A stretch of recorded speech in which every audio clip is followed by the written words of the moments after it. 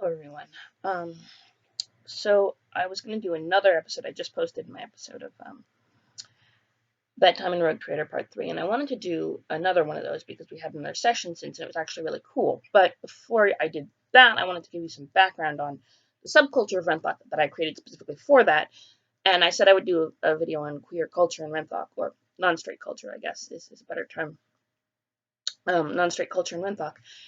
And, well, specifically non-cis culture in Wrenthock, because in every culture over the years that ever existed, there have been people who don't fit into the binary genders assigned by that society, and they've formed all sorts of interesting subcultures. And if you look at any given culture, there are always people who blur the lines of gender and sexuality, and the name and how they identify themselves actually does change from society to society, and the existence of culturally specific terms like Hydra or Two-Spirit suggests that it's not just about gender. Well, it is just about gender, but it is also about other things.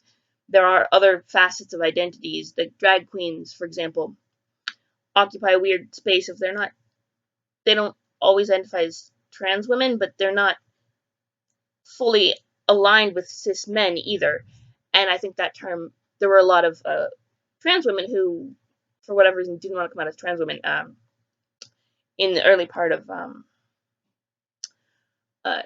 there were parts of this underground culture of drag queens where trans women would just pretend to be gay guys who were also drag queens because or identify as, not even pretend to be, but identify as, whereas in another time they might have identified as trans women simply because it was easier, it was an accepting community, and they could wear women's clothing and even take female pronouns, and especially if you're straight and you like men anyway, because gay guys would often refer to their lovers by female pronouns to protect identities. So that kind of was a way to be accepted and pronoun how you wanted, and without having to go through the rigmarole of trying to convince the entire world that you were, when you could just kind of take this another identity and accept it as part of your, who you were, and be accepted as closer to what you thought of yourself. And as society has progressed, trans people have gained more rights to live in closer proximity to mainstream society. So a lot of this underground stuff is situational, and people aren't always so keen to identify with it. But it does serve an important historical, what's the word? A historical place to where people felt accepted and could explore gender different than what they were assigned. And not everyone within those identities it doesn't map exactly. No culturally specific gender identity ever maps one-to-one with a non-culturally specific gender identity. And to be fair, any gender identity is to some extent culturally specific. So with that anthropological sidebar, I created Wrenthock, and it was highly pushed, highly gender roles, simply because it was a way for society to control its population of people, and that's always why gender roles are pushed, usually to benefit certain groups over others, and then they can get twisted, and it just, because it's disingenuous to say that women can't manipulate and benefit from the patriarchy, but by doing so they hurt women overall. So it's a kind of a whole slew of things that intersect, and it's very personal to, as you can see by the way I'm presenting myself today, is very something that's of great interest to me personally, and as I'm learning more and more, it's fascinating. But what I wanted to talk about today was Wrenthock, because of course it would be disingenuous to say that the whole male-female split on Wrenthock means that people aren't trans, because that is patently untrue. But I've noticed something about trans and gender non-conforming people in this version of reality, that is to say, our lived reality of 2020, and that is this: it's men, or those who are biologically male and push toward womanhood, who are much more visible and much more noticed and take much more flack than those who are biologically female and push toward manhood, who are often seen as eccentric or simply confused. They don't garner the same vitriolic hatred. And as such, drag kings are much less of a visible thing than drag queens. I think because male becomes a sort of default in this patriarchal society we have. It's starting to change, and it's not as bad as it was before, but it does create a sort of default. So the clothing that's typically associated with male is kind of a default for everything. Like a lot of t-shirts, when they show, they say women's and unisex. Like, okay. Like, so to dress like this shirt and jeans that I'm wearing, you can't see the jeans, is perfectly acceptable for a woman, and yet is something I'm wearing on a more masculine feeling day to feel butch. But I don't even that term has its own connotations and problematic issues. But the thing about that is, for a woman to dress in what's traditionally considered man's clothing is just a stylistic choice or an accentuation, and is oftentimes seen as no big deal. Like, I wore a suit and tie to a family gathering once, and no one said anything. You can remember me to Annie Oakley, and it kind of stung, and I didn't know why at the time. Now I'm kind of more familiar with the whys. But there were, and then there's the case of it's much more common for women pretending to be men, and women, cis people who want to present for social reasons that have nothing to do with how they actually feel, but have to do with uh, uh, gaining specific advantages in society. The most common is actually, well, there's the harmless woman disguised for guys, and then there's women in historical times pretending to be men to serve as soldiers in this war. Cis and trans women, I presume. I don't know, but then since cis women could serve openly, it stopped being as much of a thing. But the reason I bring that up is because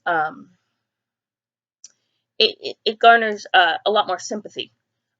Women who go, cis women who undergo to make themselves more masculine, to deceive, or to um, for purely selfish social reasons, not even selfish, but purely practical social reasons, gain much more, or take on male pseudonyms, are much more sympathetic in the public zeitgeist than men who do the same thing for women. And I think that's because men become the default gender. Anyway, all of this is very interesting, and I wanted to tell you about it, but it gives you a little bit of context for Wrenthock.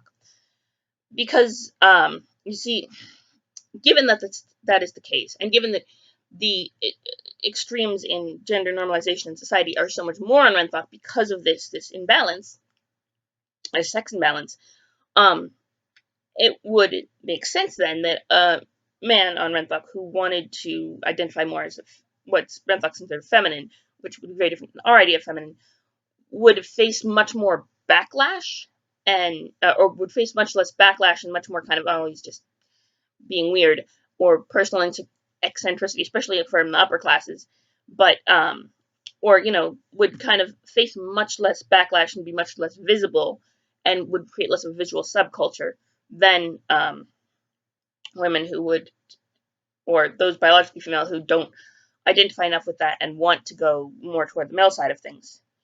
And I think that's important to note, because the subculture I created was Mascul Falsum, which is BS Latin, which actually makes a lot of sense for the Warhammer 40k verse, for meaning roughly false male. And I was like, okay, or Mascul Falsus, Mascul Falsum plural. I don't know if that's the proper way to pluralize it, but I'm going with it because High Gothic is not quite Latin, and therefore there's a little wiggle room. And, and plus it's not probably even proper High Gothic, especially because a lot of these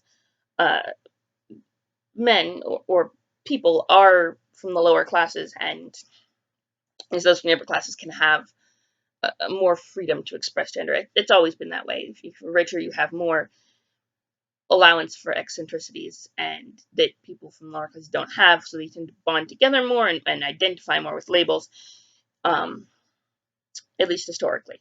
Now it's slightly different, but that's because of a number of factors. Okay, there's that. So, what does it mean to be mascul falsus? A mascul falsus. It would encompass people like me who are masculine some of the time but feminine most of the time, but just sometimes feel really, really butch and masculine. It would cover drag kings or performers. It would even cover butch lesbians, certain butch lesbians who wanted to go deeper. It's kind of a triangular, a kind of triangular between trans guys, drag kings, and butch lesbians, where it's kind of it means a little bit of both of those, and each mascul falsus identifies himself differently, and some of them don't want male pronouns all the time. Some of them do, but don't want to admit it. Some are very strict about their things, and there's a process called hacking, which is their slang term for top surgery, basically is what we call it now, where you remove the breasts and kind of knit it together to create more chest. Although that's the fancy version. There is a cruder version that is cheaper, that it just gets rid of the breast tissue and then leaves scar tissue and doesn't heal right, and it's ugh. But it's a more common practice because surgery is expensive, and Wrenthock, like the United States, has a monetized, at least partially monetized healthcare system, especially for what's considered a voluntary surgery. So, yeah, they'd have to pay out of pocket, the surgeon out of pocket, and it is very expensive and difficult. So there's that, and in a lot of trans guys in America are raising their money for their own top surgery themselves because they don't have access. I've helped a lot of guys who wants to raise money for his top surgery. I'm like, okay, sure. And it's I do what I can to chip in, but I never really wanted that because I like having boobs most of the time, except when I don't. Like today. Today I was like, you know what, I can't stand being boobs today, so we're binding them down, doing what we can. And a lot of, and there is even within trans communities today debates about how much surgery is appropriate, how much is wanted, and usually the thing is, however much any individual trans person wants is how much they can have, and it's no one has the right to say you're not as valid as a man or a woman simply because you haven't had surgically reassigned, you haven't had pieces surgically removed or replaced or whatever. Oh, wow. So there's this whole basically secondary community on Wrenthock of these boys or men who biologically were women and kind of identify, and there's a lot of performers. Like drag in our world, it's a lot of performances, and it's a lot of and it also is very looked down on. And that is actually a key point because I noticed in our world that trans people are often considered less human. There's a whole thing where they don't count. And if you have a string of murders of trans people, it garners less attention and is there's less social outcry than if you had a string of murders of cis people. And there are even people who say, oh, they deserved it. And that's horrible, but it's true. So that's why that becomes a plot point in the other one. I want to mention that. But, so they face a lot of discrimination, a lot of things. They have called these clubs, and they're run by guys called misters, who, mister is a term. It's a general term for someone who runs a brothel of any sort, really, even overtly feminine, simply because it's like the term madam in English.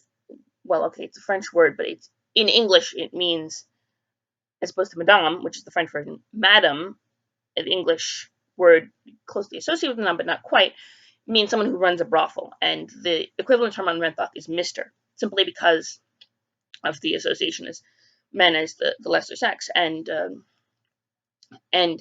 lot of sex workers will either occasionally be men, although that's quite rare, or will mostly, in fact, the sex workers are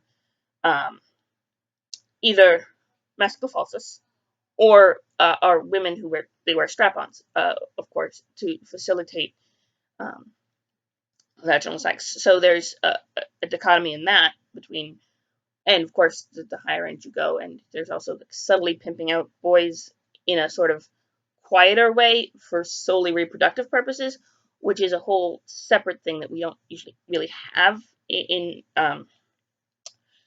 because sperm banks are a thing, and there's so many guys around that it's not that hard to find sperm donors, but in Wrenthock it's a lot harder. So, especially pimping out guys who are, there's a whole subsection of prostitution that's solely based on reproduction, and then there's a subsection that's based on solely on pleasure, and that dichotomy is a whole thing as well. And this video is the longest yet. It's 15 minutes long. Okay, I'm going to shut this down now. But I really wanted to talk about sex and gender because it's an important thing to me. And, you don't have to watch this video if you don't like it. But I'll put a warning in the description about... Okay, well, I'm going to tell you that because you'll already see it. So, peace out. Love you guys. And I'll see you soon.